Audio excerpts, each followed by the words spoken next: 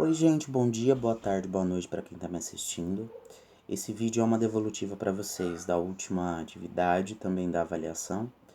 Primeiro de tudo, eu gostaria de dizer que eu estou um pouco decepcionado com o que vocês vêm produzindo, ou na realidade não produzindo, porque eu estou tendo pouquíssimas devolutivas dos trabalhos de vocês, o que significa que muitos de vocês vão ficar sem nota no primeiro bimestre.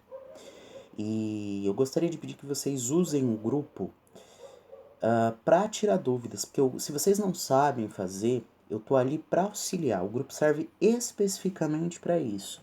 Mas eu não consigo chegar até vocês se vocês não falarem nada para mim nos grupos e eu perguntar se tem alguma dúvida e ninguém me responder. Eu não consigo tirar a dúvida de vocês se vocês não me falarem qual é. De qualquer forma, vamos lá. O meu rosto não vai aparecer porque eu quero que vocês tenham contato com o texto da prova. Primeiro de tudo, por que eu propus a prova assim? Por quê? Em primeiro lugar, porque não faria sentido eu propor na mesma semana duas atividades escritas para vocês. Vocês não iam fazer. E segundo, porque eu preciso preparar vocês também para interpretarem testes. E em terceiro, sim, eu dou produção de texto, mas a produção está ligada diretamente com a interpretação. A prova disso foi que nós tivemos problemas seríssimos de interpretação de texto aqui. E o que mais motivou as notas que foram baixas foram problemas de leitura. O que eu queria com essa avaliação era meio que ligar, como se eu passasse uma linha em todos os gêneros textuais que nós vimos desde o começo. A gente começou vendo mito, depois nós vimos notícia, depois nós vimos a questão da carta de solicitação, que depois virou uma petição online, uma carta aberta que virou petição online. Então, eu coloquei todos esses textos para que vocês conseguissem os identificar. O primeiro texto começa falando da religião dos hindus e eu disse isso para vocês numa das aulas que se chamava Mitologia Hindu e Mitologia, junto com a mitologia grega e também a mitologia maia. Isso aqui não é um diário histórico, porque não tem uma pessoa falando tudo que ela fez ao longo do dia, ao longo de um dia específico. Isso aqui não é um relato fantasioso, porque lembrem que eu disse em sala que a gente nunca pode falar que algo mitológico é mentiroso, porque a mitologia é sempre a religião do outro. E por isso que começa a religião dos hindus. Porque da mesma forma que nós não queremos que a nossa religião seja chamada como mentirosa ou relato fantasioso, a religião dos hindus não pode ser classificada dessa forma. Isso é uma mitologia porque tem a ver com uma coisa de origem e que fala de deuses. É um mito, alternativa B. A 2 começa com cara Mulher Maravilha. Já tem uma estrutura de carta, porque começa com vocativo. E aí eu vou falar de vários problemas e vou pedir a ajuda da Mulher Maravilha. Nós lemos esse texto em sala ainda. E eu disse para vocês que eu queria uma carta aberta baseada nessa. Isso é uma carta aberta. Por quê?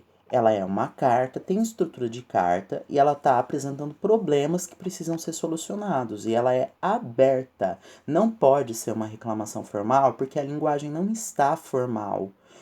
Não é uma coisa tão formalizada e endereçada, por exemplo, ao prefeito. É endereçado a um herói. É a Mulher Maravilha que está sendo chamada aqui, não o prefeito, não o presidente da república. 3. Um texto que tem título, legenda e narração. Gente, eu grifei. E que fala de alguma coisa que esteja acontecendo que está sendo noticiada. É uma notícia. Noticiado e notícia, inclusive essa palavra vem dessa. Mito não tem nada a ver com isso. Mito é uma narrativa que tem a ver com a origem e as lendas de um povo, que falam de origem, que remontam a deuses e que tem a ver com crença.